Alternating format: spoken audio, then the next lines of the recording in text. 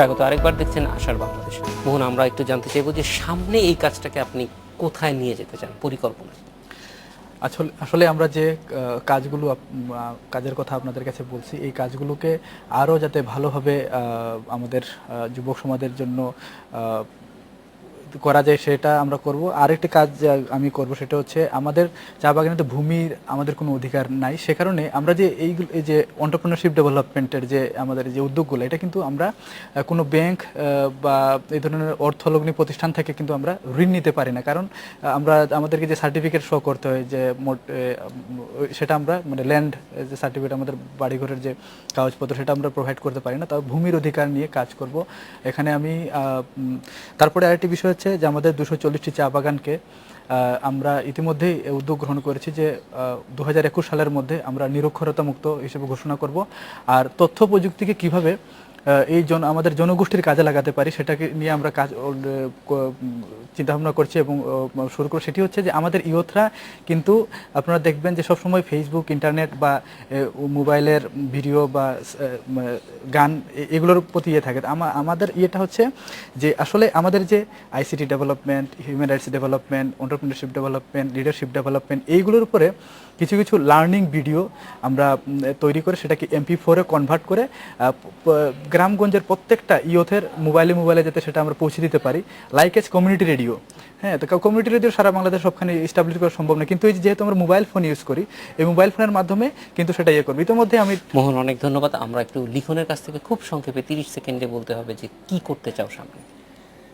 আমি তো মূলত কাজটা করি এখন। আমার ইচ্ছা আছে খুলনার আমাদের এখানে অনেক উদ্যোক্তা আসছে, অনেক ইয়ং বাংলা আসছে, বাংলারা আছে, তো ওদের প্রত্যেকের সাথে সম্পৃক্ত হয়ে আমি কিছু করতে চাই, যে আমরা সবাইকে হেল্প করব, এটাই হচ্ছে আমাদের মূল লক্ষ্য আমি মনে করি।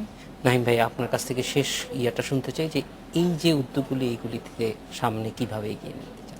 প্রথমে বলবো যে মোহনের কথার ব্যাপারে বলি না কেন, স্বাভাবিকভাবে কোনো জায়গায় ঋণ নিতে গেলে সেখানে কোলাট্রালের ব্যাপার রয়েছে এবং স্বাভাবিকভাবে আরও আনুষঙ্গিক অনেক কিছু রয়েছে। আজকে NRB গ্লোবাল ব্যাংকের চেয়ারম্যান উনি এসেছিলেন এবং সে কিন্তু বলেছেন যে উইদাউট কোলাট্রাল উনি প্রতি বছর 10 থেকে 20টা প্রজেক্ট আমাদের রেকমেন্ডেশনে নিয়ে প্রসেসিংয়ের মধ্যে নিয়ে যাবে উইদাউট কোলাট্রাল। এইটা হচ্ছে হোয়াট ইয়াং বাংলা ইজ। আমরা চাই যে এই সব জিনিসগুলো হোক। এবং কিরণ বলেছে যে ওর এই যে যারা সমাজে রয়েছে এবং আমাদের যে নেটওয়ার্কটা হয়েছে, আজকে আমাদের 160 জন এসেছে, এই নেটওয়ার্ককে আমরা এদের প্রোফাইলগুলো আমরা ওয়েবসাইটে উঠিয়ে দিচ্ছি। 2 নম্বর জিনিস হচ্ছে এদেরকে একটা ভলেন্টারি কোর হিসেবে একটা গ্রুপ সার্কেলের মধ্যে নিয়ে গিয়ে তাদেরকে আমরা কাজ করার চেষ্টা করব। এখন আধুনিকতার প্রেক্ষাপটে তো স্বাভাবিকভাবে MSN মেসেঞ্জার হোক অথবা গুগল অ্যাপ, হোয়াটএভার XYZ হোক, অ্যাপ্লিকেশন হোক, সেই গ্রুপের মধ্যে থাকলে তারাই কিন্তু নিজেদের একে অপরের সহযোগিতা করে কিন্তু সমাধান করতে পারবে। সো এটাই আমরা চাই যে community as a youth community develop করা এবং এরা নেটওয়ার্ক হিসেবে কাজ করবে। আজকে আমাদের প্রধান অতিথি সজীব অজিব জয় উনি স্পষ্ট আকারে বলেছেন, আগেও বলেছেন যে আমাদের সীমাবদ্ধতা নেই এবং আমরা যে আজকে কাজ করছি সেটার মূল চেতনা হচ্ছে 2টি শব্দ, সেটা হচ্ছে জয় বাংলা, সেটা হচ্ছে স্বাধীনতার চেতনা। এবং স্বাধীনতার ইতিহাস যদি আমরা দেখি তাহলেই আমরা দেখব যে জাতীয়তাবাদী মূল্যায়ন, জাতীয়তাবাদী বোধ এবং আসলে প্রকৃতপক্ষে সকলকে নিয়ে কাজ করার যে উদ্যোগটা, সেটাই আমরা কিন্তু আজকে কাজ করার চেষ্টা করছি সেটাকে নিয়ে। এবং স্বাভাবিক প্রেক্ষাপটে আমাদের লক্ষ্যটা হচ্ছে ইউথ ডেভেলপমেন্ট করা, আগামী ভবিষ্যৎকে নিশ্চিত করা, তাদেরকে সহযোগিতা করা। এবং আমি খুবই আশাবাদী যে বাংলাদেশের আগামী লিডারশিপ কিন্তু তারাই, বর্তমানেই তারা করছে এবং আগামী লিডারশিপ তারাই।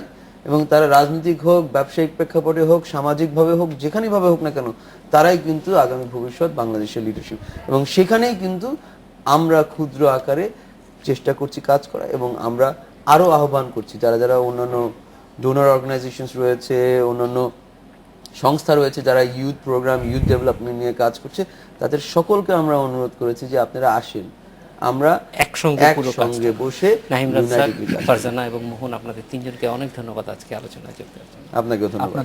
এই ছিল আজকের আশার বাংলাদেশে আমন্ত্রণ আমাদের পরের আয়োজন।